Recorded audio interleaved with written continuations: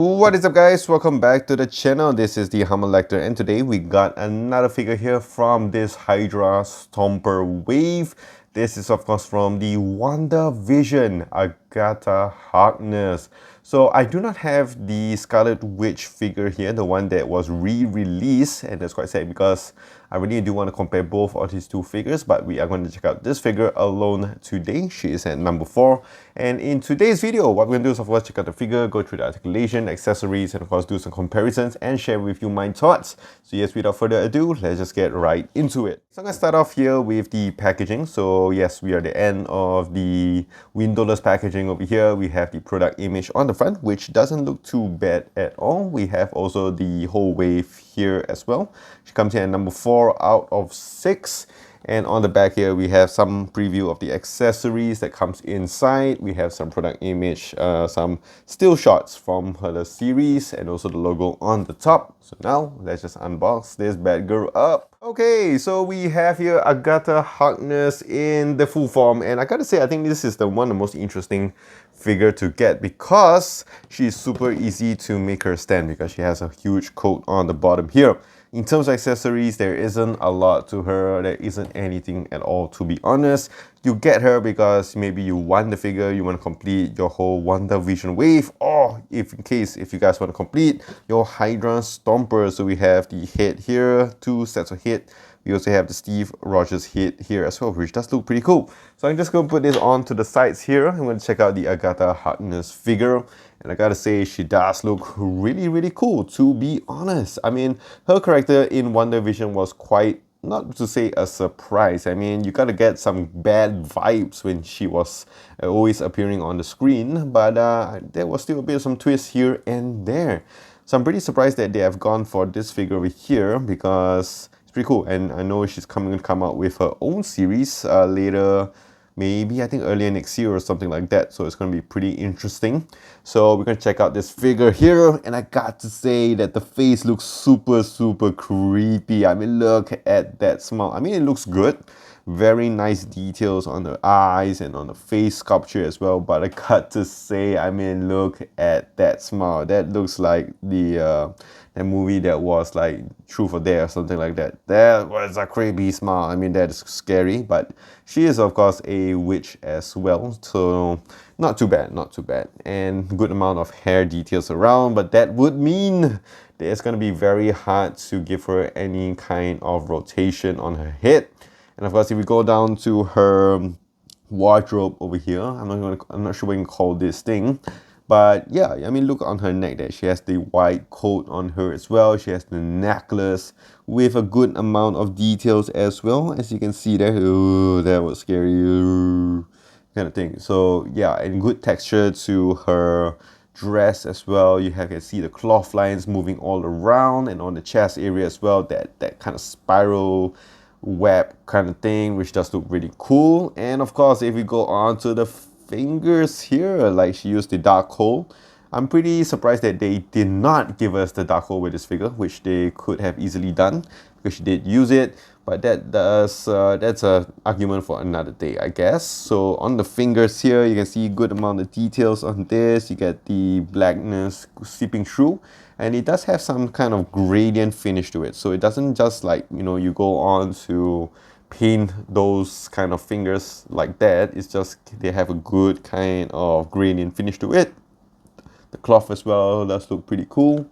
Not sure if you can actually take it out. I think, yeah, you can kind of pull it off if you guys want, but I'm not going to do it there. But yeah, it does give you good texture all around.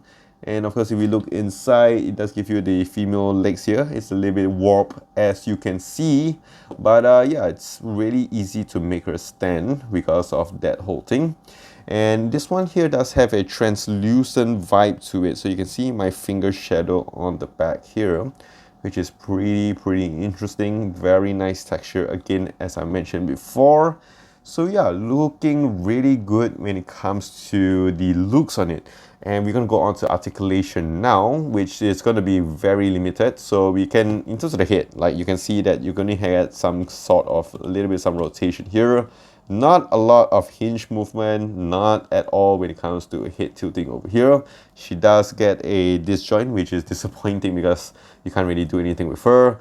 In terms of even looking down, because of the hair, you can't really do that. But yeah, you can kind of force it a little bit in, but that's all you're gonna get. So in terms of the shoulders here, pretty interesting. You'll get a very nice Y pose in case if you do your magic spells or whatsoever. That would be quite interesting. You don't get any bicep swivel as you would, but you get a single jointed elbows here, which go at about the 90-degree mark. Not too bad. For the hand as well, very limited movement here. You get a good rotation and a hinge downwards only because upwards is hindered by the cloth over here. Going on to the torso, I'm not sure, I'm just bending the plastic, but very limited in terms of the torso here. You can bend backwards a little bit more, and of course you can rotate it a little bit. Not too bad. Again, hindered by the dress. Leg movement, there is no point to show you because it's all just covered by the dress. I'm not going to bother you too much with that. But I do want to highlight to you guys that her boots here are the female boots, so she does have the heels on the bottom here. And yeah, I mean, that is about it when it comes to the articulation with this figure. Now this figure, she does stand in at about the 6-inch mark. And here she is next to Yelena, another figure that we have reviewed so far from this wave on this channel. Okay, so since I do not have the Scarlet Witch figure, I do have the Doctor Strange from the Multiverse of Madness. I have the Strange Supreme, if I'm not mistaken, over here, which I think has one of the best head sculpts in terms of accuracy, but this figure is a bit hard to make him stand. But overall, I think both of them still look really cool, and I'm pretty excited to get my Scarlet Witch new figure. Alright, so that is it with the Agatha Harkness figure, and for the rating, we have to give a rating on this.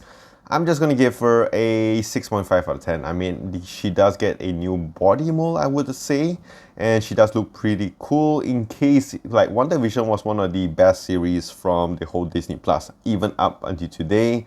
So definitely, this figure over here is really cool to add into my whole Disney Plus wave, the WandaVision wave.